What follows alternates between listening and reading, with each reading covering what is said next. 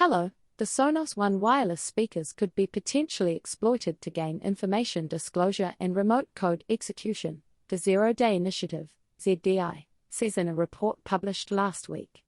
It details 4 vulnerabilities it has found. The most serious of these are ES 2023-27352 and CVE 2023-27355. Unauthenticated flaws that allow network-adjacent attackers to execute arbitrary code on affected installations.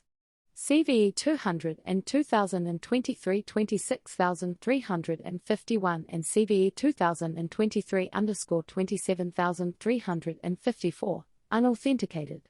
In addition, they can be combined with other flaws in the systems to achieve code execution with elevated privileges.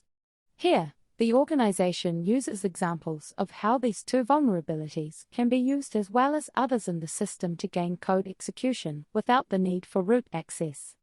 Thanks for watching. If you enjoy short news like this, please consider subscribing to my channel. Until next time.